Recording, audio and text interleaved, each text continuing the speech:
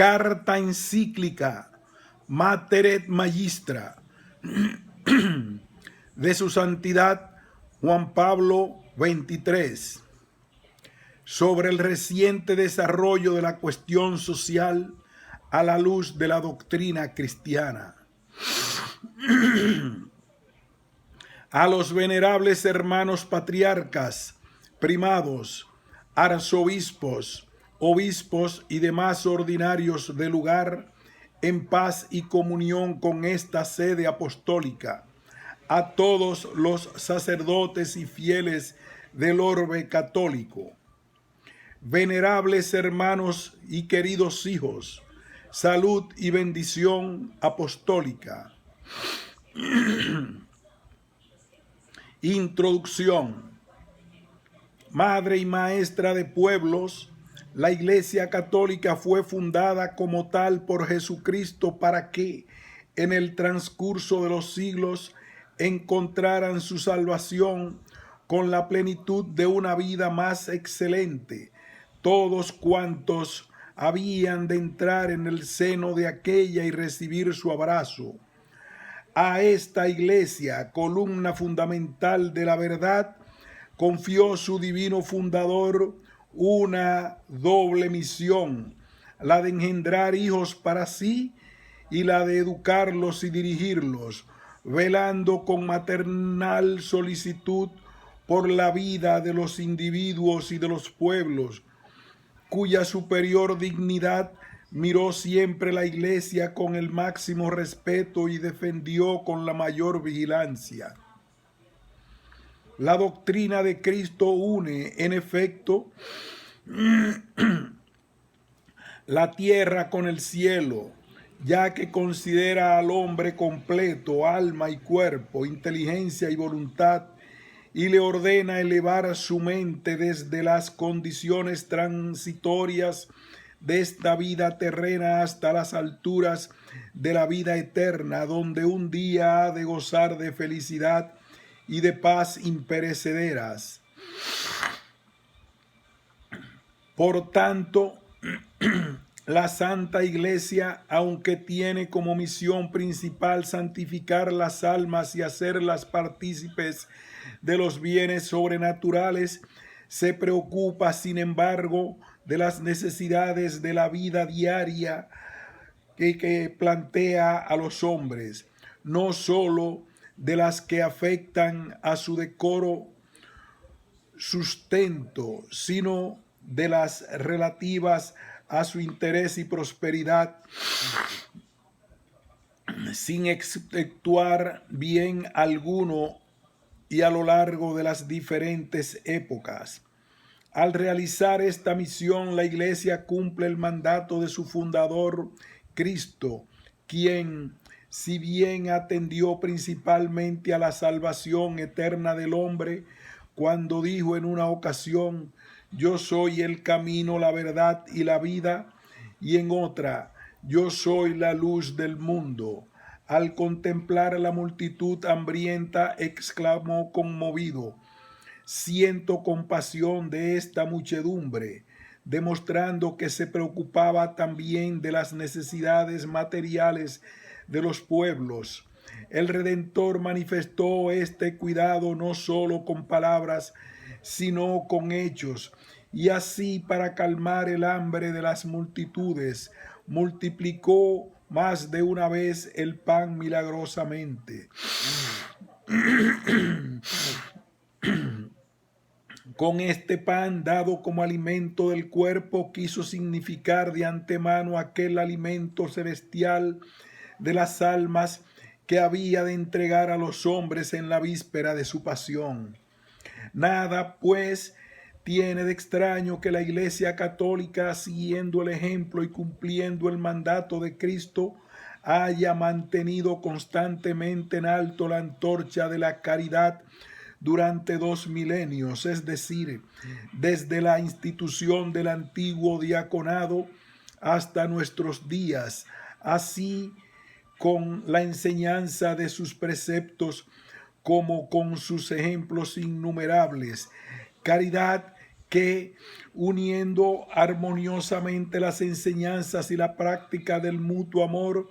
realiza de modo admirable el mandato de ese doble dar de que compendia por entero la doctrina y la acción social de la Iglesia. Ahora bien, el testimonio más insigne de esta doctrina y acción social desarrolladas por la Iglesia a lo largo de los siglos ha sido y es sin duda la luminosa encíclica Rerum Novarum, promulgada hace 70 años por nuestro predecesor de inmortal memoria León XIII, para definir los principios que habían de resolver el problema de la situación de los trabajadores en armonía con las normas de la doctrina cristiana. Pocas veces la palabra de un pontífice ha tenido como entonces resonancia tan universal por el peso y alcance de su argumentación y la fuerza expresiva de sus afirmaciones. En realidad, las normas y llamamientos de León XIII adquirieron tanta importancia que de ningún modo podrían olvidarse ya en los sucesivos. Se abrió con ellos un camino más amplio a la acción de la Iglesia Católica, cuyo pastor supremo, sintiendo como propios los daños, los dolores y las aspiraciones de los humildes y de los oprimidos, se consagró entonces completamente a vindicar y rehabilitar sus derechos. No obstante el largo periodo transcurrido desde la publicación de la admirable encíclica Rerum Novarum, su influencia se mantiene vigorosa aún en nuestros días. Primero, en los documentos de los sumos pontífices que han sucedido a León XIII, todos los cuales, cuando abordan materias económicas y sociales, toman siempre algo de la encíclica leoniana para aclarar su verdadero significado o para añadir nuevo estímulo a la voluntad de los católicos. Pero, además, la Rerum Novarum mantiene su influjo en la organización pública de no pocas naciones. Tales hechos constituyen evidente prueba de que tanto los principios cuidadosamente analizados como las normas prácticas y las advertencias dadas con paternal cariño en la gran encíclica de nuestro predecesor conservan también en nuestros días su primitiva autoridad. Más aún, pueden proporcionar a los hombres de nuestra época nuevos y saludables criterios para comprender realmente las proporciones concretas de la cuestión social como hoy se presenta y para decidirlos a asumir las responsabilidades necesarias. Enseñanza de la encíclica Rerum Novarum y su desarrollo posterior en el magisterio de Pío XI y Pío XII. Las enseñanzas que aquel sapientísimo pontífice dio a la humanidad brillaron con una luz tanto más clara cuanto más espesas eran las tinieblas de aquellas épocas de profundas transformaciones en lo económico y en lo político, y de terribles convulsiones en lo social. Situación económica y social. Como es sabido por aquel entonces, la concepción del mundo económico que mayor difusión teórica y vigencia práctica había alcanzado era una concepción que lo atribuía solamente, absolutamente todo a las fuerzas necesarias de la naturaleza y negaba por tanto la relación entre las leyes morales y las leyes económicas. Motivo único de la actividad económica, se afirmaba, es el exclusivo provecho individual. La única ley suprema reguladora de las relaciones económicas entre los hombres es la libre e ilimitada competencia. Intereses del capital, precios de las mercancías y de los servicios, beneficios y salarios han de determinarse necesariamente de modo casi mecánico por virtud exclusiva de las leyes del mercado. El poder público debe abstenerse sobre todo de cualquier intervención en el campo económico. El tratamiento jurídico de las asociaciones obreras variaba según las naciones. En unas estaban prohibidas, en otras se toleraban o se las reconocía simplemente como entidades de derecho privado. En el mundo económico de aquel entonces se consideraba legítimo el imperio del más fuerte y dominaba completamente en el terreno de las relaciones comerciales. De este modo, el orden económico quedó radicalmente perturbado, porque mientras las riquezas se acumulaban con exceso en manos de unos pocos, las masas trabajadoras quedaban sometidas a una miseria cada día más dura. Los salarios eran insuficientes e incluso de hambre. Los proletarios se veían obligados a trabajar en condiciones tales que amenazaban su salud, su integridad moral y su fe religiosa.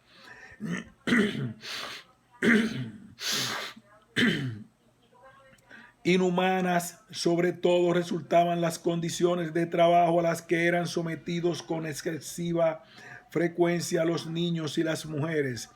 Siempre amenazador se cernía ante los ojos de los asalariados el espectro del paro. La familia vivía sujeta a un proceso paulatino de desintegración. Como consecuencia, ocurría naturalmente que los trabajadores, indignados de su propia suerte, pensaban rechazar públicamente esta injusta situación y cundían de igual modo entre ellos con mayor amplitud los designios de los revolucionarios, quienes les proponían remedios muchos peores que los males que habían de remediar. La Rerum Novarum, suma de la doctrina social católica. Llegada la situación a este punto, publicó León XIII con la Rerum Novarum su mensaje social fundado en las exigencias de la propia naturaleza humana e inspirado en los principios y en el espíritu del Evangelio. Mensaje que, si bien suscitó, como es frecuente, unas discrepancias, obtuvo sin embargo universal admiración y general aplauso. En realidad, no era la primera vez que la sede apostólica, en lo relativo a intereses temporales, acudía a la defensa de los necesitados. Otros documentos de nuestro predecesor León XIII, de feliz memoria, habían ya abierto camino al que acabamos de mencionar. Fue, sin embargo, la encíclica Rerum Novarum la que formuló por primera vez una construcción sistemática de los principios y una perspectiva de aplicaciones para el futuro, por lo cual, con toda razón, juzgamos que hay que considerarla como verdadera suma de la doctrina católica en el campo económico y social.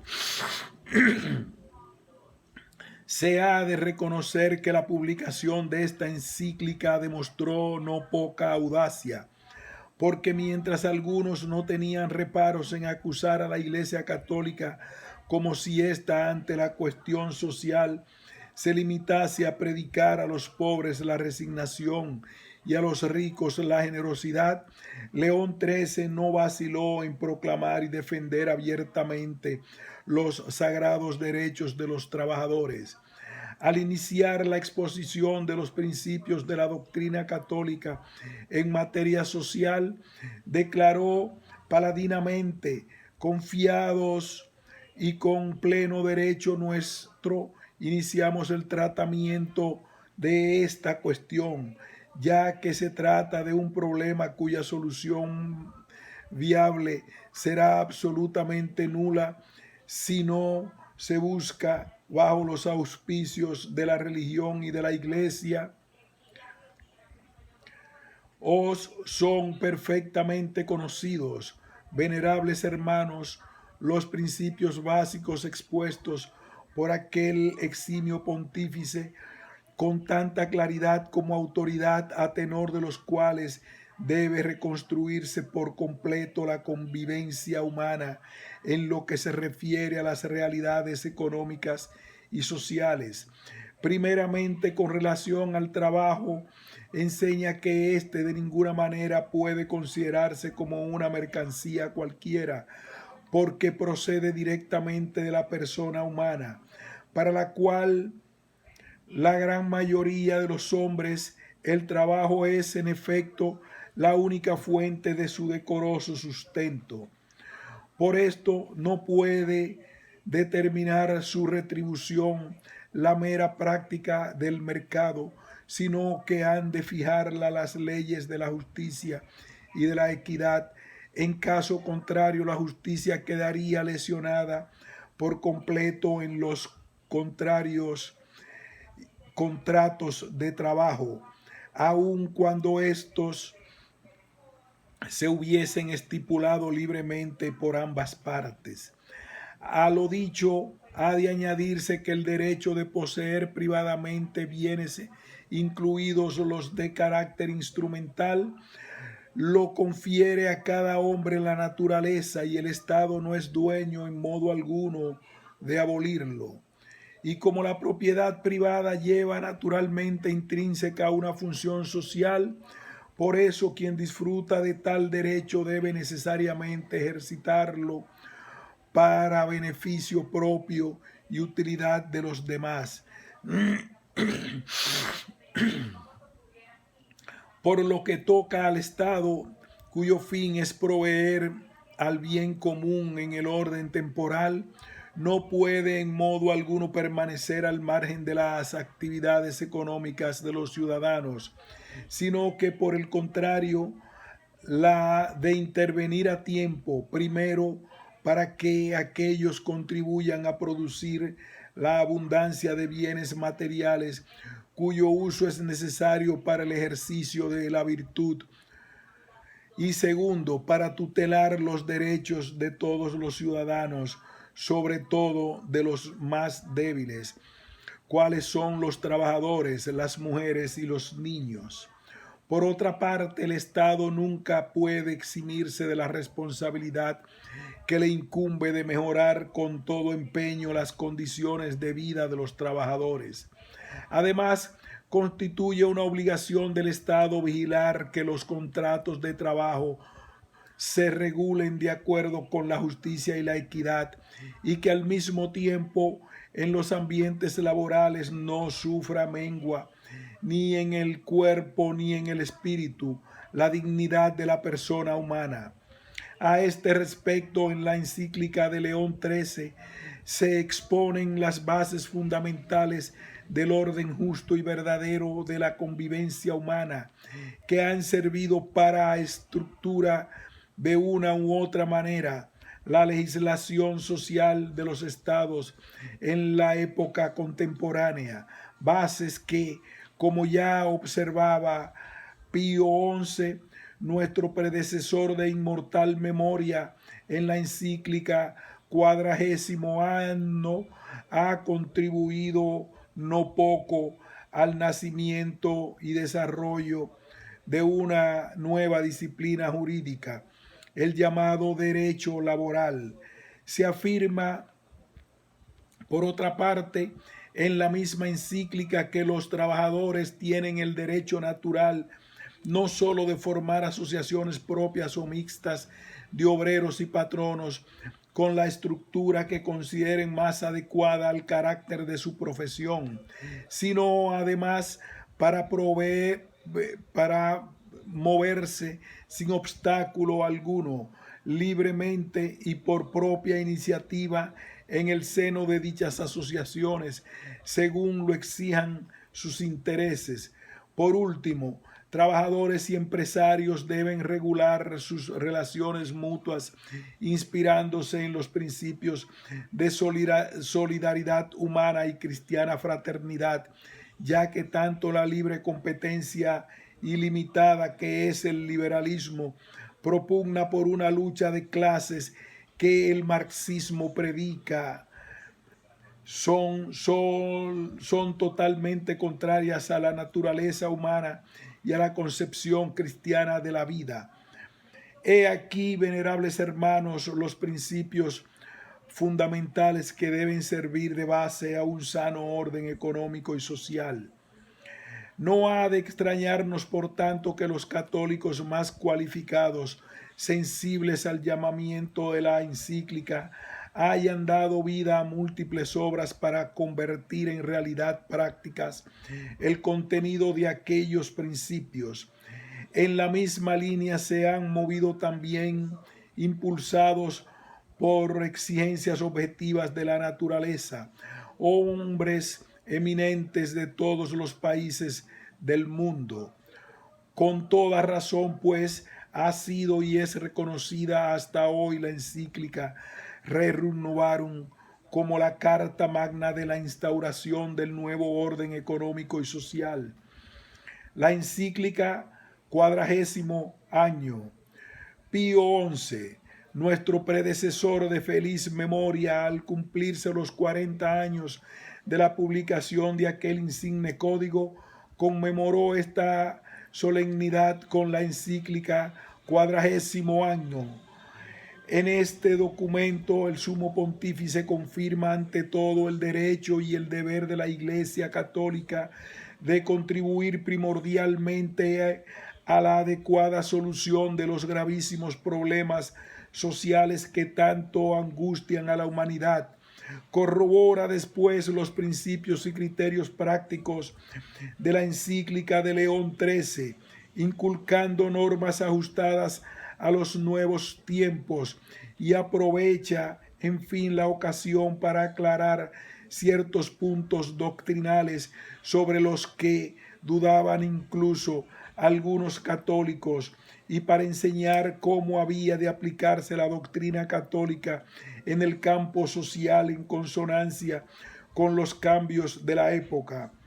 Dudaban algunos entonces sobre el criterio que debían sostener realmente los católicos acerca de la propiedad privada, la retribución obligatoria de la mano de obra y finalmente la tendencia moderada del socialismo. En lo que toca al primer punto, nuestro predecesor reitera el origen natural del derecho de propiedad privada, analizando y aclarando además el fundamento de su función social. En cuanto al régimen del salariado, rechaza primero el augusto pontífice la tesis de los que lo consideran esencialmente injusto. Reprueba a continuación las formas inhumanas o injustas con que no pocas veces se ha llevado a la práctica, y expone por último los criterios y condiciones que han de observarse para que dicho régimen no se aparte de la justicia y de la equidad. Enseña de forma clara en esta materia nuestro predecesor que en las presentes circunstancias conviene suavizar el contrato de trabajo con algunos elementos tomados del contrato de sociedad, de tal manera que los obreros y los empleados compartan el dominio y la administración o participen en cierta medida de los beneficios obtenidos. Es asimismo de suma importancia doctrinal y práctica la afirmación de Pío XI de que el trabajo no se puede valorar justamente ni retribuir con equidad si no se detiene en cuanto a su doble naturaleza social e individual. Por consiguiente, al determinar la remuneración del trabajo, la justicia exige que se consideren las necesidades de los propios trabajadores y de sus respectivas familias. pero también la situación real de la empresa en que trabajan y las exigencias del bien común económico. El sumo pontífice manifiesta además que la oposición entre el comunismo y el cristianismo es radical y añade que los católicos no pueden aprobar en modo alguno la doctrina del socialismo moderado. En primer lugar, porque la concepción socialista del mundo limita la vida del hombre dentro del marco temporal y considera, por tanto, como supremo objetivo de la sociedad civil el bienestar puramente material. Y en segundo término, porque al proponer como meta exclusiva de la organización social de la convivencia humana la producción de bienes materiales, limita extraordinariamente la libertad, olvidando la genuina noción de autoridad social. Cambio histórico. No olvidó, sin embargo, Pío XI que a lo largo de los 40 años transcurridos desde la publicación de la encíclica de León XIII, la realidad de la época había experimentado profundo cambio. Varios hechos lo probaba, entre ellos la libre competencia, la cual arrastra por su dinamismo intrínseco, había terminado por casi destruirse y por acumular enorme masa de riquezas y el consiguiente poder económico en manos de unos pocos, los cuales la mayoría de las veces no son dueños, sino solo depositarios y administradores de bienes que manejan al arbitrio de su voluntad. Por tanto, como advierte el acierto del sumo pontífice, la dictadura económica ha suplantado al mercado libre, al deseo de lucro, ha sucedido la desenfrenada ambición del poder. La economía toda se ha hecho horriblemente dura, inexorable, cruel. De aquí se seguía lógicamente que hasta las funciones públicas se pusieran al servicio de los económicamente poderosos, y de esta manera las riquezas acumuladas tiranizaban en cierto modo a todas las naciones. Para remediar de modo eficaz esta decadencia de la vida pública, el sumo pontífice señala como criterios prácticos fundamentales la reinserción del mundo económico en el orden moral y la subordinación plena de los intereses individuales y de grupo a los generales del bien común. Esto exige en primer lugar, según las enseñanzas de nuestro predecesor, la reconstrucción del orden social mediante la creación de organismos intermedios de carácter económico y profesional, no impuestos por el poder del Estado, sino autónomos. Exige además que las autoridades, restableciendo su función, atiendan cuidadosamente al bien común de todos, y exige por último en el plano mundial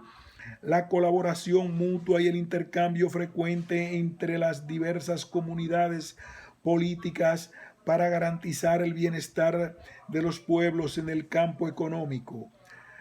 Más los principios fundamentales que caracterizan la encíclica de Pío XI pueden reducirse a dos. Primer principio: prohibición absoluta de que en materia económica se establezca como ley suprema el interés individual o de grupo, o la libre competencia ilimitada, o el predominio abusivo de los económicamente poderosos, o el prestigio de la nación, o el afán de dominio u otros criterios similares. Por el contrario, en materia económica es indispensable que toda actividad sea regida por la justicia y la caridad como leyes supremas del orden social. El segundo principio de la encíclica Pío XI manda que se establezca un orden jurídico tanto nacional como internacional, que bajo el influjo rector de la justicia social y por medio de un cuadro de instituciones públicas y privadas, permita a los hombres dedicados a las tareas económicas armonizar adecuadamente su propio interés particular con el bien común. El radiomensaje, la solemnidad. También ha contribuido no poco nuestro predecesor de inmortal memoria, Pío XI, a esta labor de definir los derechos y obligaciones de la vida social. El 1 de junio de 1941, en la fiesta de Pentecostés, dirigió un radiomensaje al orbe entero para llamar la atención del mundo católico sobre un acontecimiento digno de ser esculpido con caracteres de oro en los fastos de la Iglesia. El 50º aniversario de la publicación de la trascendental encíclica Rerum Novarum de León XIII, y para rendir humildes gracias a Dios omnipotente por el don que hace 50 años ofrendó a la Iglesia con aquella encíclica de su vicario en la tierra, y para alabarle por el aliento del espíritu renovador que por ella desde entonces en manera siempre creciente derramó sobre todo el género humano. En este radiomensaje, aquel gran pontífice reivindica para la Iglesia la indiscutible competencia de juzgar si las bases de un orden social existente están de acuerdo con el orden inmutable que Dios, Creador y Redentor, ha promulgado por medio del derecho natural y de la revelación. Confirma la vitalidad perenne y fecundidad inagotable de las enseñanzas de la encíclica de León XIII, y aprovecha la ocasión para explicar más profundamente las enseñanzas de la Iglesia Católica sobre tres cuestiones fundamentales de la vida social y de la realidad económica, a saber, el uso de los bienes materiales, el trabajo y la familia, cuestiones todas que, por estar mutuamente entrelazadas y unidas, se apoyan unas a otras. Por lo que se refiere a la primera cuestión, nuestro predecesor enseña que el derecho de todo hombre a usar de los bienes materiales para su decoroso sustento tiene que ser estimado como superior a cualquier otro derecho de contenido económico y por consiguiente superior también al derecho de propiedad privada.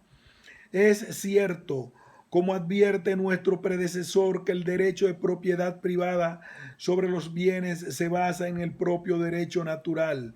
pero según el orden establecido por Dios, el derecho de propiedad privada no puede en modo alguno constituir un obstáculo para que sea satisfecha la indestructible exigencia de que los bienes creados por Dios para provecho de todos los hombres lleguen con equidad a todos, de acuerdo con los principios de la justicia y de la caridad. En orden al trabajo, Pío XII, reiterando en principio que se encuentra en la encíclica de León XIII, enseña que ha de ser considerado como un deber y un derecho de todos y cada uno de los hombres. En consecuencia, corresponde a ellos, en primer término, regular sus mutuas relaciones de trabajo. Solo en el caso de que los interesados no quieran o no puedan cumplir esta función, es deber del Estado intervenir en la división y distribución del trabajo según la forma y medida que requiera el bien común, rectamente entendido. Por lo que toca a la familia, el sumo pontífice afirma claramente que la propiedad privada de los bienes materiales contribuye en sumo grado a garantizar y fomentar la vida familiar, ya que asegura oportunamente al padre la genuina libertad que necesita para poder cumplir los deberes que le ha impuesto Dios en lo relativo al bienestar físico, espiritual y religioso de la familia. De aquí nace precisamente el derecho de la familia a emigrar, punto sobre el cual nuestro predecesor advierte a los gobernantes, lo mismo a los de los países que permiten la emigración, que a los que aceptan la inmigración, que rechacen cuanto disminuya o menoscabe la mutua y sincera confianza entre sus naciones. Si unos y otros ponen en práctica esta política, se seguirán necesariamente grandes beneficios para todos, con el aumento de los bienes temporales y el progreso de la cultura humana. Ulteriores cambios. El estado de cosas que al tiempo de la conmemoración de Pío XII había ya cambiado mucho con relación a la época inmediatamente anterior, en estos últimos 20 años ha sufrido profundas transformaciones en el interior de los países y en la esfera de sus relaciones mutuas. En el campo científico, técnico y económico se registran en nuestros días las siguientes innovaciones: el descubrimiento de la energía atómica y sus progresivas aplicaciones, primero en la esfera militar y después en el campo civil; las casi ilimitadas posibilidades descubiertas por la química en el área de las producciones sintéticas; la extensión de la automatización, sobre todo en los sectores de la industria y de los servicios; la modernización progresiva de la agricultura; la casi desaparición de las distancias entre los pueblos, sobre todo por obra de la radio y de la televisión; la velocidad creciente de los transportes de toda clase y por último la conquista ya iniciada de los espacios interplanetarios. En el campo social, aquí los avances de última hora. Se han desarrollado los seguros sociales. En algunas naciones económicamente más ricas, la previsión social ha cubierto todos los riesgos posibles de los ciudadanos. En los movimientos sindicales se han acentuado la conciencia de responsabilidad del obrero ante los problemas económicos y sociales más importantes. Asimismo, se registran la elevación de la instrucción básica de la inmensa mayoría de los ciudadanos, el auge cada vez más extendido del nivel de vida, la creciente frecuencia con que actualmente pasan los hombres de un sector de la industria a otro y la consiguiente reducción de separaciones entre las distintas clases sociales, el mayor interés del hombre de cultura media por conocer los hechos de actualidad mundial. Pero simultáneamente cualquiera puede advertir que el gran incremento económico y social experimentado por un creciente número de naciones ha acentuado cada día más los evidentes desequilibrios que existen. Primero entre la agricultura y la industria y los servicios generales, luego entre zonas de diferentes prosperidad económica en el interior de cada país y por último en el plano mundial, entre los países de distinto desarrollo económico. En el campo político son igualmente numerosas las innovaciones recientes. En muchos países todas las clases sociales tienen acceso en la actualidad a los cargos públicos. La intervención de los gobernantes en el campo económico y social es cada día más amplia. Los pueblos afroasiáticos, después de rechazar el régimen administrativo propio del colonialismo, han obtenido su independencia política. Las relaciones internacionales han experimentado un notable incremento y la interdependencia de los pueblos se ha acentuado cada día más. Han surgido con mayor amplitud organismos de dimensiones mundiales que, superando un criterio estrictamente nacional, atienden a la utilidad colectiva de todos los pueblos en el campo económico, social, cultural, científico o político. Motivos de esta nueva encíclica. Por tanto, a la vista de lo anteriormente expuesto, sentimos el deber de mantener encendida la antorcha levantada por nuestros grandes predecesores y de exhortar a todos a que acepten como luz y estímulo las enseñanzas de sus encíclicas, si quieren resolver la cuestión social por los caminos más ajustados a las circunstancias de nuestro tiempo. Juzgamos, por tanto, necesaria la publicación de esta nuestra encíclica, no haya solo para conmemorar justamente la Rerum Novarum, sino también para que, de acuerdo con los cambios de la época, subrayemos y aclaremos con mayor detalle,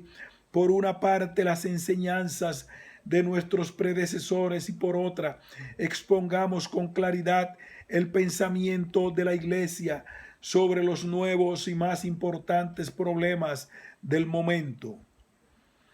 Puntualización y desarrollo de las enseñanzas sociales de los pontífices anteriores. Iniciativa privada e intervención de los poderes públicos en el campo económico.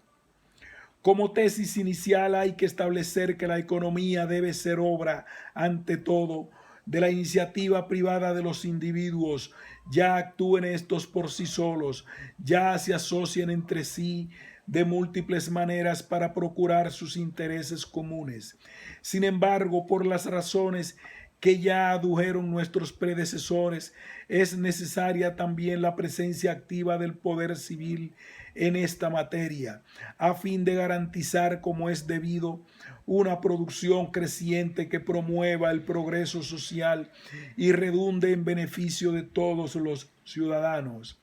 Esta acción del Estado que fomenta, estimula, ordena, suple y completa está fundamentada en el principio de la función subsidiaria,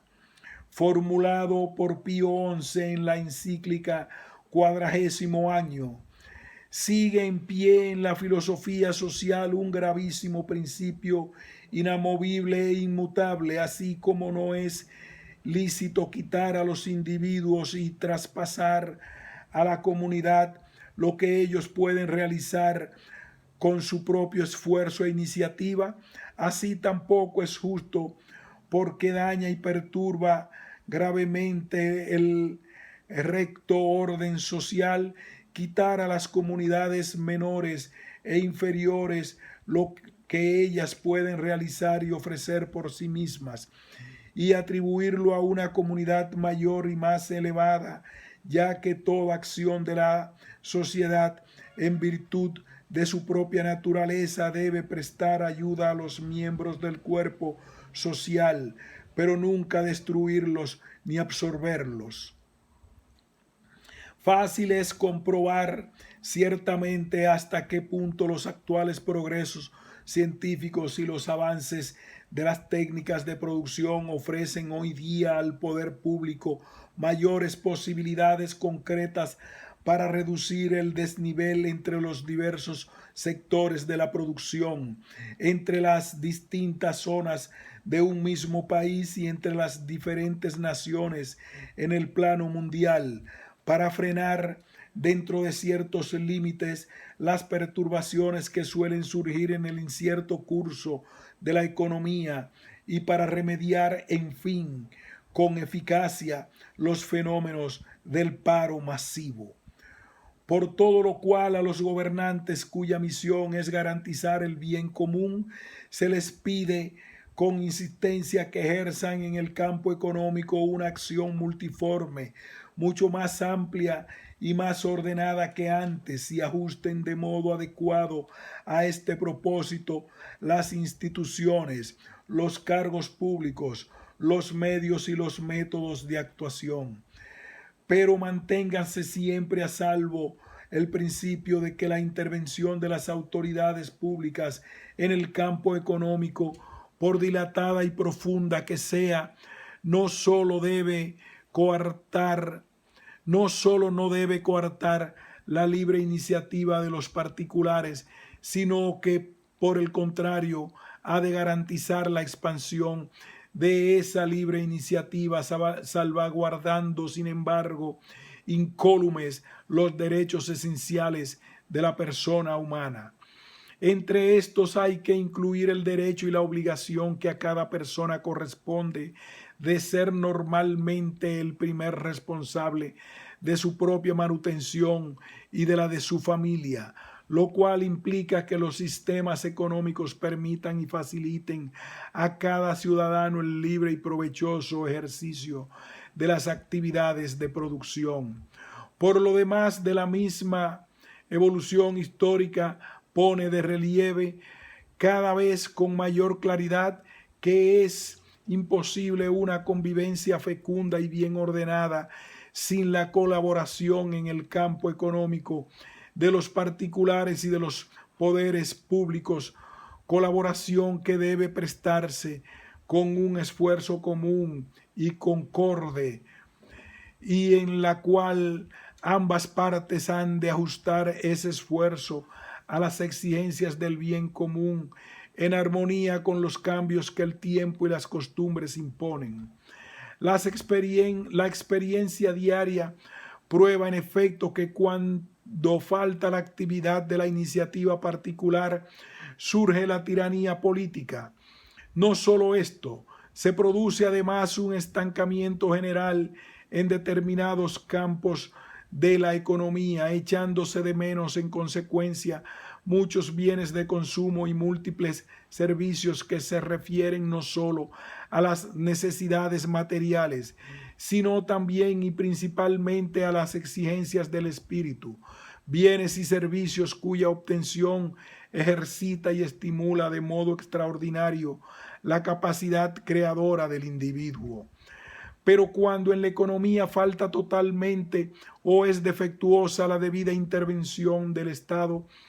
los pueblos caen inmediatamente en desórdenes irreparables y surgen al punto los abusos del débil por parte del fuerte moralmente despreocupado. Raza esta de hombres que, por desgracia, arraiga en todas las tierras y en todos los tiempos, como la cizaña entre el trigo. La socialización, definición, naturaleza y causas. Una de las notas más características de nuestra época es el incremento de las relaciones sociales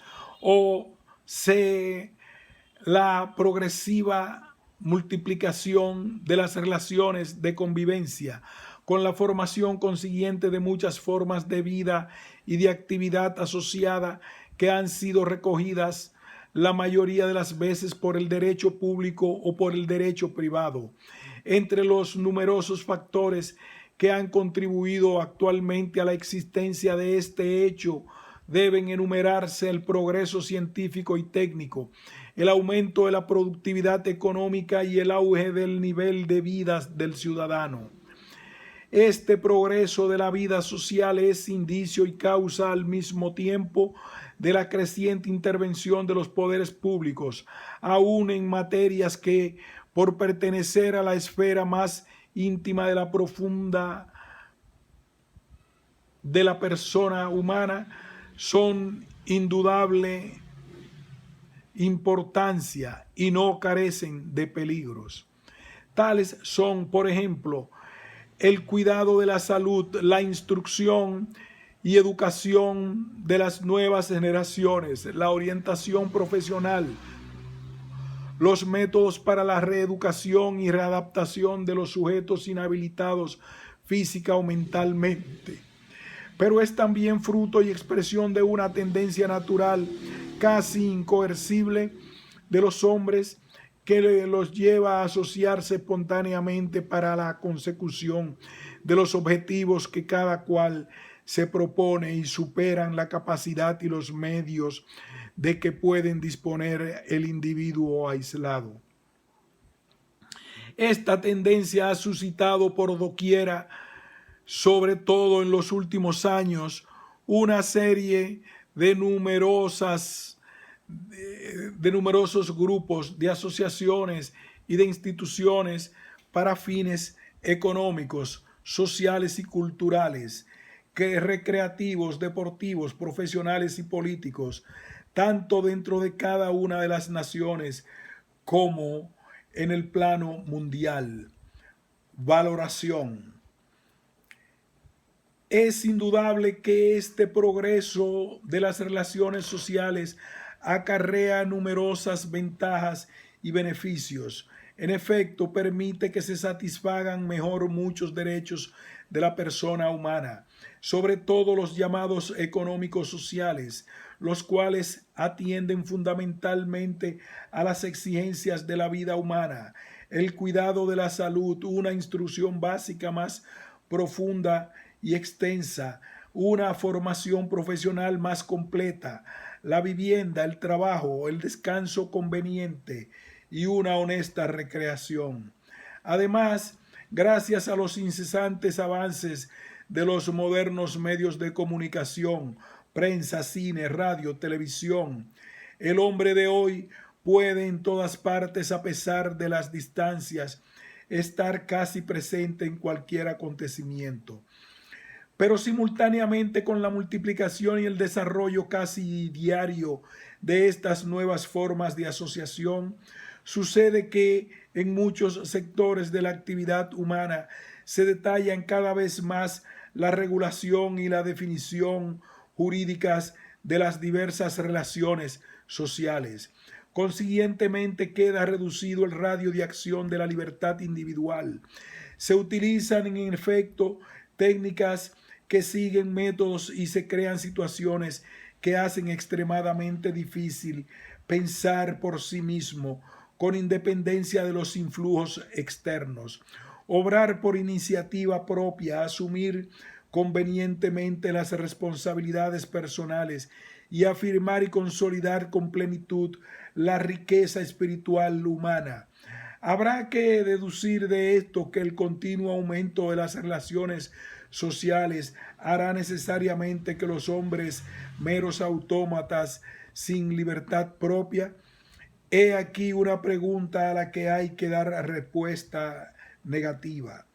El actual incremento de la vida social no es en realidad producto de un impulso ciego de la naturaleza, sino, como ya hemos dicho, obra del hombre. Sé libre, dinámico y naturalmente responsable de su acción.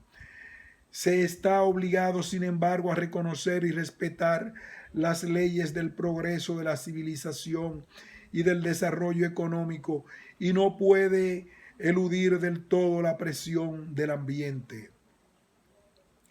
Por lo cual el progreso de las relaciones sociales puede y por lo mismo debe verificarse de forma que proporcione a los ciudadanos el mayor número de ventajas y evite a lo menos aminore los inconvenientes. Para dar cima a esta tarea con mayor facilidad, se requiere, sin embargo, que los gobernantes profesen un sano concepto del bien común. Este concepto abarca por todo un conjunto de condiciones sociales que permitan a los ciudadanos el desarrollo expedito y pleno de su propia perfección. Juzgamos además necesario que los organismos o cuerpos y las múltiples asociaciones privadas que integran principalmente este incremento de las relaciones sociales sean en realidad autónomos y tiendan a sus fines específicos con relaciones de leal colaboración mutua y de subordinación a las exigencias del bien común. Es igualmente necesario que dichos organismos tengan la forma externa y la sustancia interna de auténticas comunidades, lo cual solo podría lograrse cuando sus respectivos miembros sean considerados en ellos como personas y llamados a participar activamente en las tareas comunes. En el progreso creciente que las relaciones sociales presentan en nuestros días, el recto orden del Estado se conseguirá con tanta mayor facilidad cuanto mayor sea el equilibrio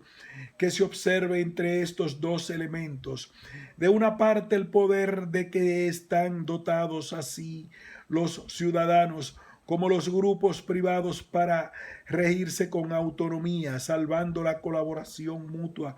de todos en las obras, y de otra parte la acción del Estado que coordine y fomente a tiempo la iniciativa privada. Si las relaciones sociales se mueven en el ámbito del orden moral y de acuerdo con los criterios señalados, no implicarán por su propia naturaleza peligros graves o excesivas cargas sobre los ciudadanos. Todo lo contrario, contribuirán no solo a fomentar en estos la afirmación y el desarrollo de la personalidad humana, sino también a realizar satisfactoriamente aquella deseable trabazón de la convivencia entre los hombres que, como advierte nuestro predecesor Pío XI, de grata memoria en la encíclica 40º año, es absolutamente necesaria para satisfacer los derechos y las obligaciones de la vida social. La remuneración del trabajo. Situación actual. Una profunda amargura embarga nuestro espíritu ante el espectáculo inmensamente doloroso de innumerables trabajadores de muchas naciones y de continentes enteros a los que se remunera con salario tan bajo que quedan sometidos ellos y sus familias a condiciones de vida totalmente infrahumanas. Hay que atribuir esta lamentable situación al hecho de que en aquellas naciones y en aquellos continentes el proceso de la industrialización está en sus comienzos o se halla todavía en fase no suficientemente desarrollada. En algunas de estas naciones, sin embargo, frente a la extrema pobreza de la mayoría, la abundancia y el lujo desenfrenado de unos pocos contrastan de manera abierta e insolente con la situación de los necesitados. En otras se grava a la actual generación con cargas excesivas para aumentar la productividad de la economía nacional, de acuerdo con ritmos acelerados que sobrepasan por entero los límites de la justicia y la equidad que imponen. Finalmente, en otras naciones, un elevado tanto por ciento de la renta nacional se gastan en robustecer más de lo justo el prestigio nacional o se destinan presupuestos enormes a la carrera de armamentos.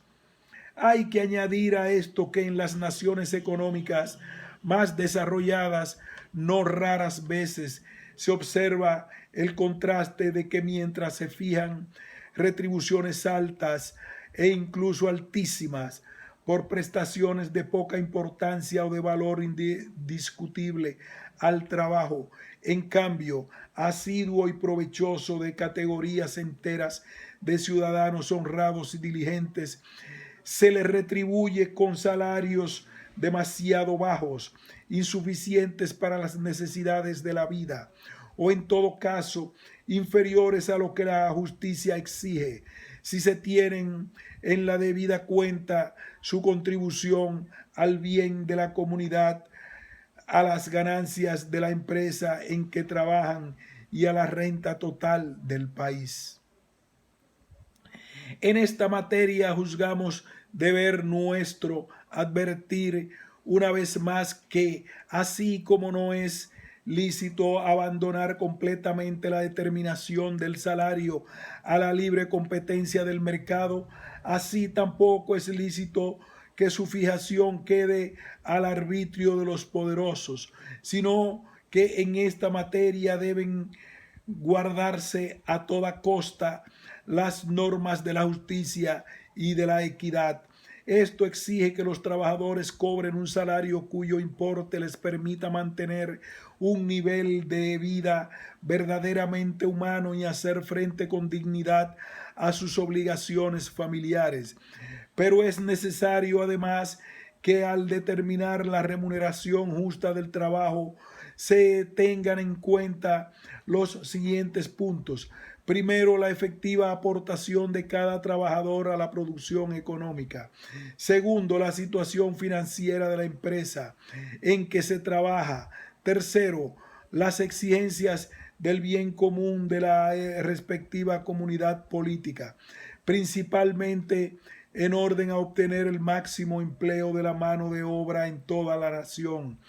Y por último, las exigencias del bien común universal, o sea, de las comunidades internacionales, diferentes entre sí en cuanto a su extensión y a los recursos naturales de que disponen. Es evidente que los criterios expuestos tienen un valor permanente y universal, pero su grado de aplicación a las situaciones concretas no puede determinarse si no se atiende como es debido a la riqueza disponible, riqueza que en cantidad y calidad puede variar y de hecho varía de nación a nación y dentro de una misma nación, de un tiempo a otro. Necesidad de adaptación entre el desarrollo económico y el progreso social. Dado que en nuestra época las economías nacionales evolucionan rápidamente y con ritmo aún de más acentuado después de la Segunda Guerra Mundial, consideramos oportuno llamar la atención de todos sobre un precepto gravísimo de la justicia social, a saber, que el desarrollo económico y el progreso social deben ir juntos y acomodarse mutuamente de forma que todas las categorías sociales tengan participación adecuada en el aumento de la riqueza de la nación. En orden a lo cual hay que vigilar y procurar por todos los medios posibles que las discrepancias que existen entre las clases sociales por la desigualdad de la riqueza no aumenten, sino que, por el contrario, se atenúen lo más posible. La economía nacional, como justamente enseña nuestro predecesor de feliz memoria, Pío XI, de la misma manera que es fruto de la actividad de los hombres que trabajan unidos en la comunidad del Estado, así también no tiene otro fin que el de asegurar sin interrupción las condiciones externas que permitan a cada ciudadano desarrollar plenamente su vida individual. Donde esto se consigna de modo estable, se dirá con verdad que el pueblo es económicamente rico, porque el bienestar general y por consiguiente el derecho personal de todos al uso de todos los bienes terrenos se ajusta por completo a las normas establecidas por Dios Creador. De aquí se sigue que la prosperidad económica de un pueblo consiste más en un número total de los bienes disponibles, en la justa retribución de los mismos, de forma que quede garantizado el perfeccionamiento de los ciudadanos, fin al cual se ordena por su propia naturaleza todo el sistema de la economía nacional. En este punto hay que hacer una advertencia. Hoy, en muchos estados, las estructuras económicas nacionales permiten realizar no pocas veces a las empresas de grandes o medianas proporciones rápidos e ingentes aumentos productivos a través del autofinanciamiento que renueva y completa su equipo industrial. Cuando esto ocurra, juzgamos cómo puede establecerse que las empresas reconozcan por la misma razón a sus trabajadores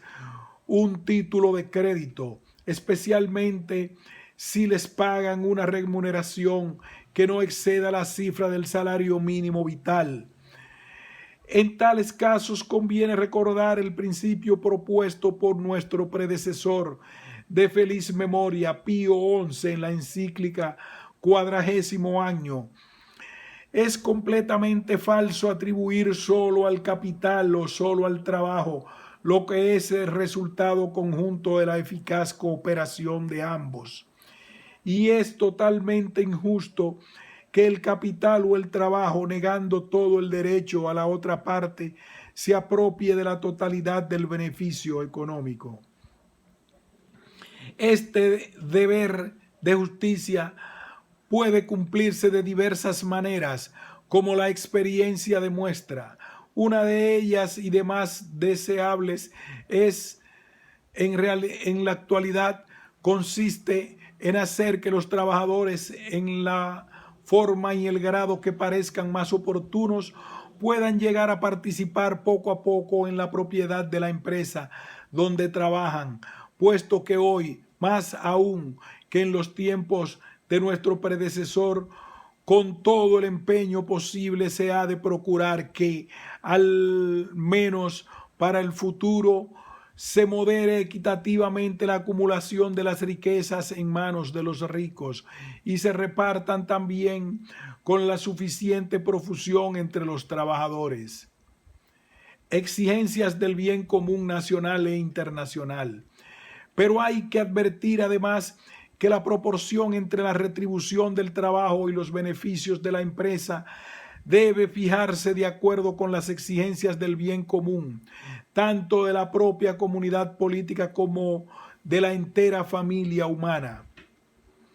Por lo que concierne al primer aspecto, han de considerarse como exigencias del bien común nacional facilitar trabajo al mayor número posible de obreros, evitar que se constituyan dentro de la nación e incluso entre los propios trabajadores categorías sociales privilegiadas, mantener una adecuada proporción entre salario y precios, hacer accesibles al mayor número de ciudadanos los bienes materiales y los beneficios de la cultura, suprimir o limitar al menos las desigualdades entre los distintos sectores de la economía, agricultura, industria y servicios, equilibrar adecuadamente el incremento económico con el aumento de los servicios generales necesarios, principalmente por obra de la autoridad pública, ajustar dentro de lo posible las estructuras de la producción a los progresos de las ciencias y de la técnica, lograr, en fin, que el mejoramiento en el nivel de vida no solo sirva a la generación presente, sino que prepare también un mejor porvenir a las futuras generaciones. Son, por otra parte, exigencias del bien común internacional evitar toda forma de competencia desleal entre los diversos países en materia de expansión económica, favorecer la concordia y la colaboración amistosa y eficaz entre las distintas economías nacionales y, por último, cooperar eficazmente al desarrollo económico de las comunidades políticas más pobres. Estas exigencias del bien común, tanto en el plano nacional como en el mundial, han de tenerse en cuenta también cuando se trata de determinar la parte de beneficios que corresponde asignar en forma de retribución a los dirigentes de empresas y en forma de intereses o dividendos a los que aportan el capital. Estructuras económicas deben ajustarse a la dignidad del hombre. Los deberes de la justicia han de respetarse no solamente en la distribución de los bienes que el trabajo produce, sino también en cuanto afecta a las condiciones generales en que se desenvuelve la actividad laboral, porque en la naturaleza humana está arraigada la exigencia de que en el ejercicio de la actividad económica le sea posible al hombre asumir la responsabilidad de lo que hace y perfeccionarse a sí mismo. De donde se sigue que si el funcionamiento y las estructuras económicas de un sistema productivo ponen en peligro la dignidad humana del trabajador o debilitan su sentido de responsabilidad o le impiden la libre expresión de su iniciativa propia, hay que afirmar que este orden económico es injusto, aun en el caso de que, por hipótesis, la riqueza producida en él alcance un alto nivel y se distribuya según criterios de justicia y equidad. No es posible definir de manera genérica en materia económica las estructuras más acordes con la dignidad del hombre y más idóneas para estimular en el trabajador el sentido de su responsabilidad. Esto no obstante, nuestro predecesor de feliz memoria, Pío XII, trazó con acierto tales normas prácticas. La pequeña y la mediana propiedad en la agricultura, en el artesanado y en el comercio y en la industria deben protegerse y fomentarse. Las uniones cooperativas han de asegurar a estas formas de propiedad las ventajas de la gran empresa, y por lo que a las grandes empresas se refiere, ha de lograrse que el contrato de trabajo se suavice con algunos elementos del contrato de sociedad. La empresa artesana y la empresa cooperativa deben pues asegurarse y promoverse de acuerdo con las exigencias del bien común y las posibilidades del progreso técnico. Las empresas artesanas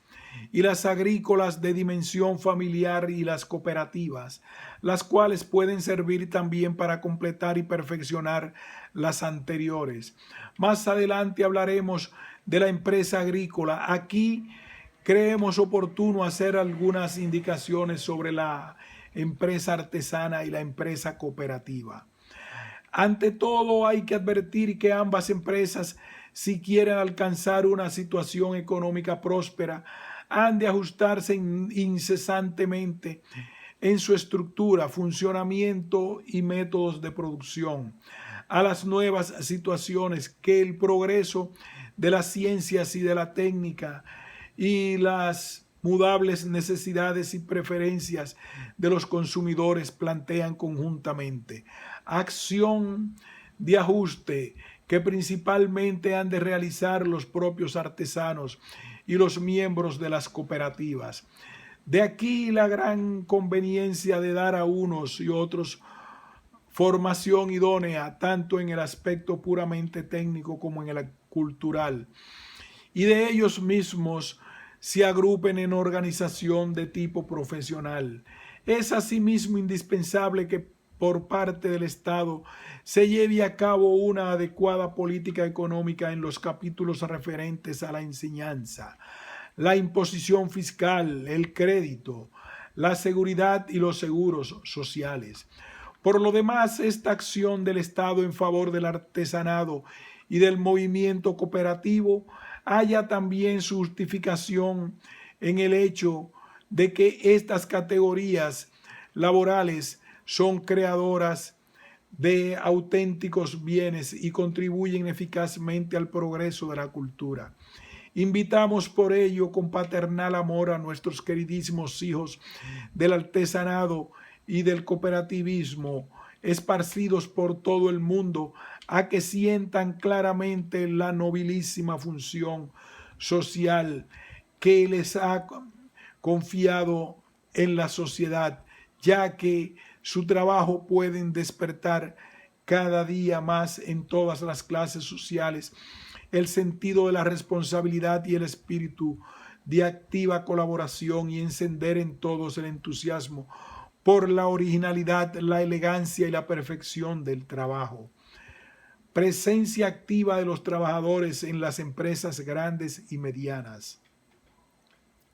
Además, siguiendo en esto la dirección trazada por nuestros predecesores, nos estamos convencidos de la razón que asiste a los trabajadores en la vida de las empresas donde trabajan. No es posible fijar con normas ciertas y definidas las características de esta participación. dado que han de establecerse más bien teniendo en cuenta la situación de cada empresa, situación que varía de unas a otras y que aún dentro de cada una está sujeta muchas veces a cambios radicales y rapidísimos. No dudamos, sin embargo, en afirmar que los trabajadores hay que darles una participación activa en los asuntos de la empresa donde trabajan, tanto en las privadas como en las públicas. Participación que en todo caso debe tender a que la empresa sea una auténtica comunidad humana, una influencia bienhechora, se deje sentir en las relaciones de todos sus miembros y en la variada gama de sus funciones y obligaciones. Esto exige que las relaciones mutuas entre empresarios y dirigentes, por una parte, y los trabajadores, por otra, lleven el sello del respeto mutuo, de la estima, de la comprensión y además de la leal y activa colaboración e interés de todos en la obra común, y que el trabajo, además de ser concebido como fuente de ingresos personales, lo realicen también todos los miembros de la empresa como cumplimiento de un deber y prestación de un servicio para la utilidad general. Todo ello implica la conveniencia de que los obreros puedan hacer oír su voz y aporten su colaboración para el eficiente funcionamiento y desarrollo de la empresa. Observaba nuestro predecesor de feliz memoria, Pío XII, que la función económica y social que todo hombre aspira a cumplir exige que no esté sometido totalmente a una voluntad ajena al despliegue de la iniciativa individual. Una concepción de la empresa que quiere salvaguardar la dignidad humana debe, sin duda alguna, garantizar la necesaria unidad de una dirección eficiente, pero de ahí no se sigue que pueda reducir a sus colaboradores diarios a la condición de meros ejecutores silenciosos, sin posibilidad alguna de hacer valer su experiencia y enteramente pasivos en cuanto afecta a las decisiones que contratan y regulan su trabajo. Hay que hacer notar, por último, que el ejercicio de esta responsabilidad creciente por parte de los trabajadores en las empresas no solamente responde a las legítimas exigencias propias de la naturaleza humana, sino que está de perfecto acuerdo con el desarrollo económico y social y político de la época contemporánea. Aunque son grandes los desequilibrios económicos y sociales que en la época moderna contradicen a la justicia y a la humanidad, y profundos errores se deslizan en toda la economía, perturbando gravemente sus actividades, fines, estructura y funcionamiento, es innegable, sin embargo, que los modernos sistemas de producción impulsados por el progreso científico y técnico han avanzado extraordinariamente y su ritmo de crecimiento es mucho más rápido que en épocas anteriores. Esto exige que los trabajadores, de los trabajadores, una aptitud y unas cualidades profesionales más elevadas. Como consecuencia, es necesario poner a su disposición mayores medios y más amplios márgenes de tiempo para que puedan alcanzar una instrucción más perfecta y una cultura religiosa, moral y profana más adecuada. Se hace así también posible un aumento de los años destinados a la instrucción básica y a la formación profesional de las nuevas generaciones. Con la implantación de estas medidas se irá creando un ambiente que permitirá a los trabajadores tomar sobre sí las mayores responsabilidades aún dentro de sus empresas. Por lo que al Estado toca, es de sumo interés que los ciudadanos en todos los sectores de la convivencia se sientan responsables de la defensa del bien común. Presencia activa de los trabajadores en todos los niveles. Es una realidad evidente que en nuestra época las asociaciones de trabajadores han adquirido un amplio desarrollo y generalmente han sido reconocidas como instituciones jurídicas en los diversos países e incluso en el plano internacional. Su finalidad no es ya la de movilizar al trabajador para la lucha de clases, sino la de estimular más bien la colaboración, lo cual se verifica principalmente por medio de acuerdos establecidos entre las asociaciones de trabajadores y de empresarios.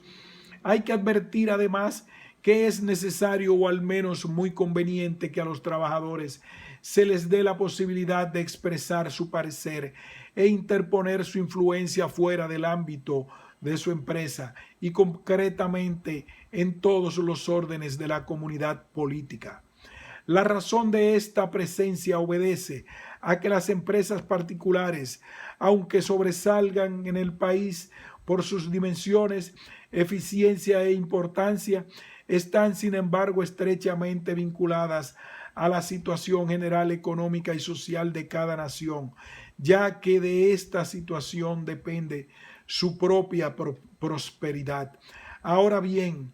ordenar las disposiciones que más favorezcan la situación general de la economía no es asunto de las empresas particulares, sino función propia de los gobernantes del Estado y de aquellas instituciones que operando en un plano nacional o supranacional actúan en los diversos sectores de la economía. De aquí se sigue la conveniencia de la necesidad de que en tales autoridades e instituciones, además de los empresarios o de quienes les representan, se hallen presentes también los trabajadores o quienes por virtud de su cargo defienden los derechos, las necesidades y las aspiraciones de los mismos.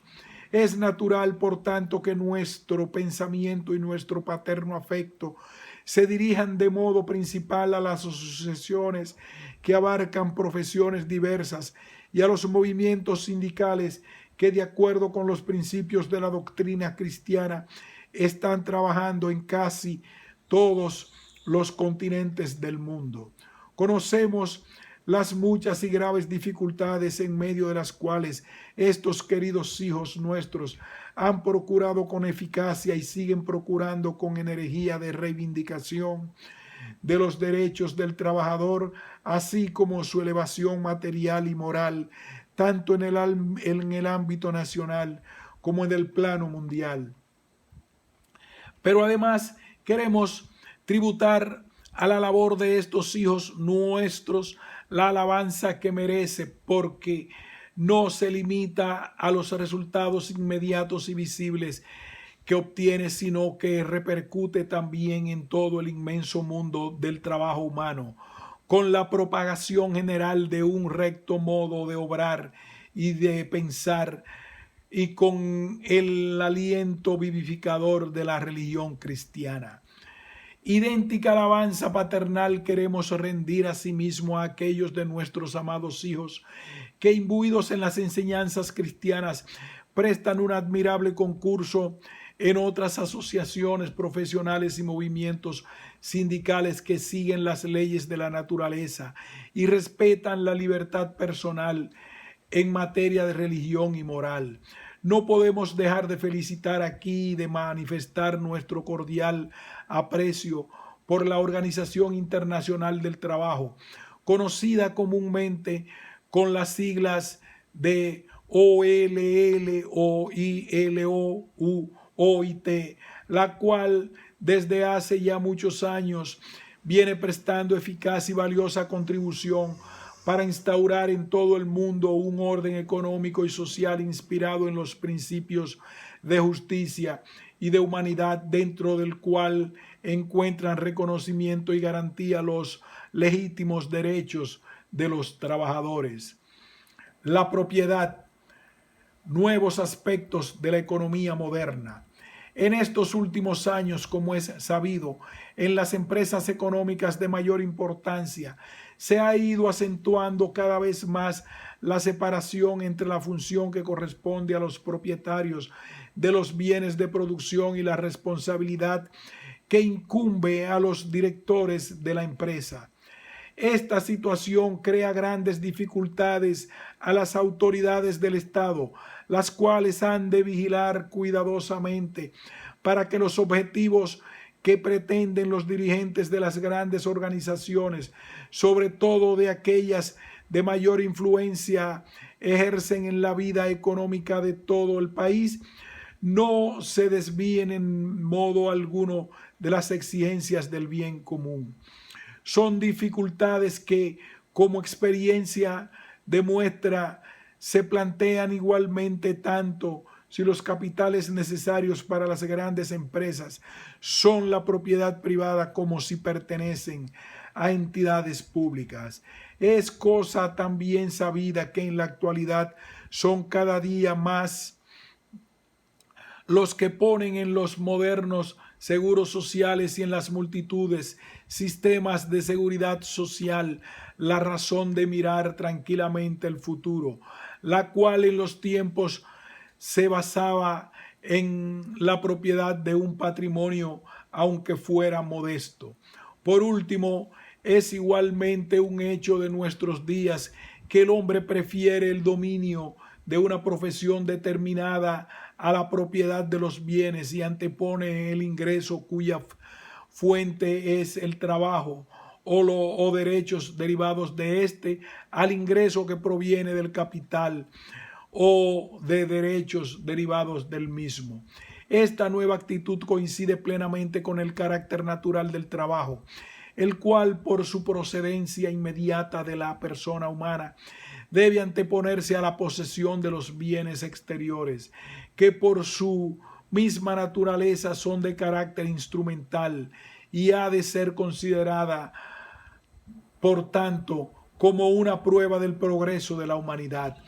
Tales nuevos aspectos de la economía moderna han contribuido a divulgar la duda sobre si en la actualidad ha dejado de ser válido o ha perdido al menos importancia un principio de orden económico y social enseñado y propugnado firmemente por nuestros predecesores. Esto es el principio que establece que los hombres tienen un derecho natural a la propiedad privada de bienes, incluidos los de producción. Reafirmación del carácter natural del derecho de propiedad. Esta duda carece en absoluto de fundamento porque el derecho de propiedad privada, aun en lo tocante a bienes de producción,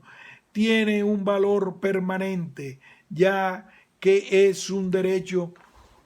contenido en la misma naturaleza, la cual nos enseña la prioridad del hombre individual sobre la sociedad civil y, por consiguiente, la necesaria subordinación teológica de la sociedad civil al hombre. Por otra parte, en vano se reconocería al ciudadano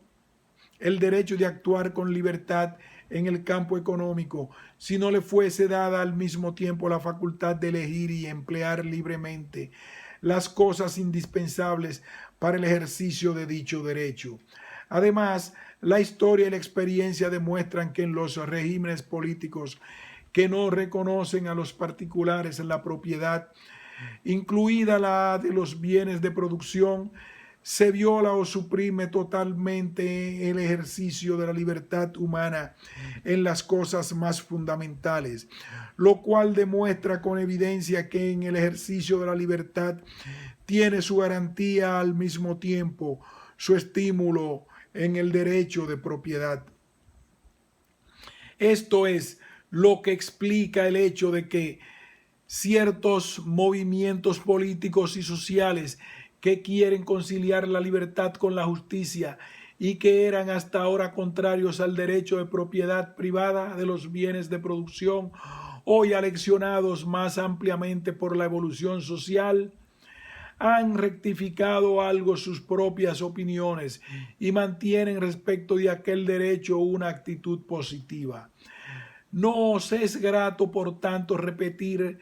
las observaciones que en esta materia hizo nuestro predecesor de feliz memoria, Pío XII, al defender la Iglesia. El principio de la propiedad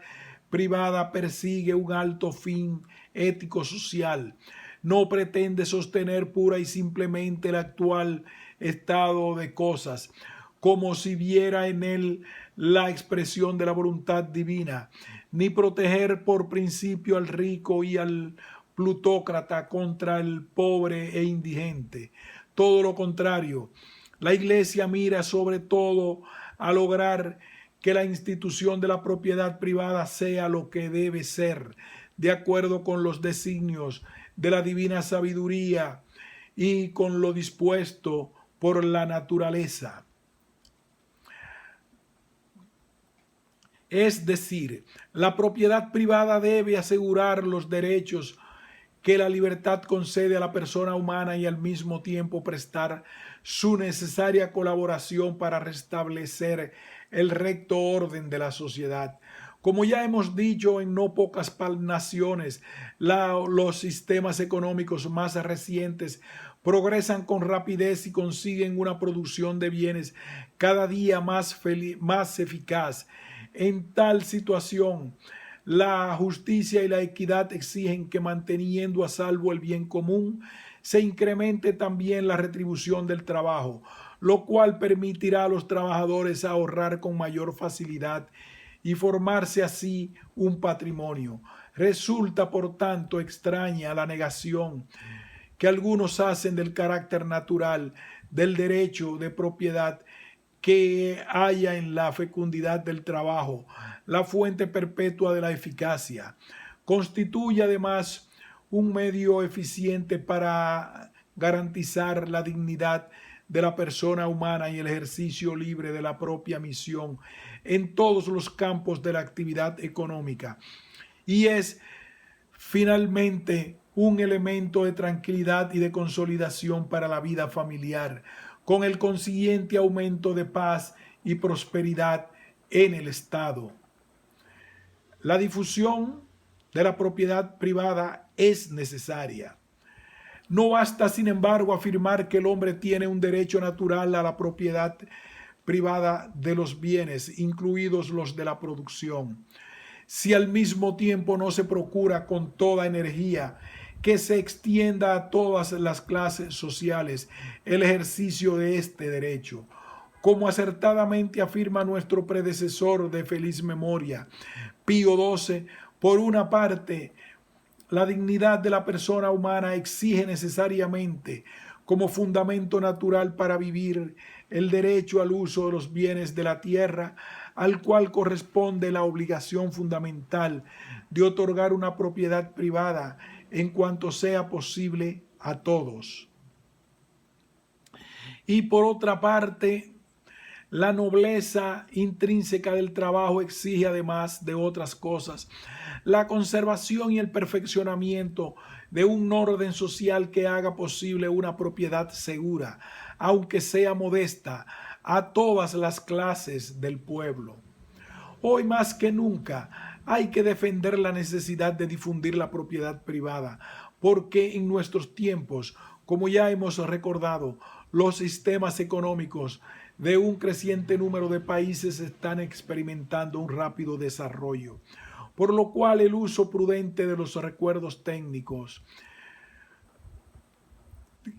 que la experiencia aconseje no resultará difícil realizar una política económica y social que facilite y amplíe lo más posible el acceso a la propiedad privada de los siguientes bienes: bienes de consumo duradero, vivienda, pequeña propiedad agraria, utillaje necesario para la empresa artesana y para la empresa agrícola familiar, acciones de empresas grandes o medianas, todo lo cual se está ya practicando con pleno éxito en algunas naciones económicamente desarrolladas y socialmente avanzadas. Lo que hasta aquí hemos expuesto no excluye, como es obvio, que también el Estado y las demás instituciones públicas posean legítimamente bienes de producción, de modo especial cuanto estos llevan consigo tal poder económico que no es posible dejarlo en manos de personas privadas sin peligro del bien común. Nuestra época registra una progresiva ampliación de la propiedad del Estado y de las demás instituciones públicas. La causa de esta ampliación hay que buscarla en que el bien común exige hoy de la autoridad pública el cumplimiento de una serie creciente de funciones. Sin embargo, también en esta materia ha de observarse íntegramente el principio de la función subsidiaria ya antes mencionado, según el cual la ampliación de la propiedad del Estado y de las demás instituciones públicas solo es lícita cuando la exige una manifiesta y objetiva necesidad del bien común y se excluye el peligro de que la propiedad privada se reduzca en exceso o, lo que sería aún peor, se la suprima completamente. Hay que afirmar, por último, que las empresas económicas del Estado o de las instituciones públicas deben ser confiadas a aquellos ciudadanos que sobresalgan por su competencia técnica y su probada honradez y que cumplan con suma fidelidad sus deberes con el país. Aún más, la labor de estos hombres debe quedar sometida a un ciudadano y asiduo control, a fin de evitar que en el seno de la administración del propio Estado el poder económico quede en manos de unos pocos, lo cual sería totalmente contrario al bien supremo de la nación. Función social de la propiedad. Por neutros predecesores han enseñado también de modo constante el principio de que el derecho de propiedad privada le es intrínsecamente inherente una función social. En realidad, dentro del plan de Dios creador, todos los bienes de la tierra están destinados en primer lugar al decoroso sustento de todos los hombres, como sabiamente enseña nuestro predecesor de feliz memoria, León XIII, en la encíclica Rerum Novarum. Los que han recibido de Dios mayor abundancia de bienes, ya sean corporales o externos, ya internos o espirituales, los han recibido para que con ellos atiendan a su propia perfección y al mismo tiempo, como ministros de la divina providencia, al provecho de los demás. Por lo tanto, el que tenga aliento, cuide de no callar; el que abunde en bienes, cuide de no ser demasiado duro en el ejercicio de la misericordia. Quien posee un oficio de que vivir, afánese por compartir su uso y utilidad con el prójimo. Aunque en nuestro tiempo, tanto el Estado como las instituciones públicas han extendido y siguen extendiendo el campo de su intervención, no se debe concluir en modo alguno que ha desaparecido, como algunos erróneamente opinan, la función social de la propiedad privada, ya que esta función toma su fuerza del propio derecho de propiedad.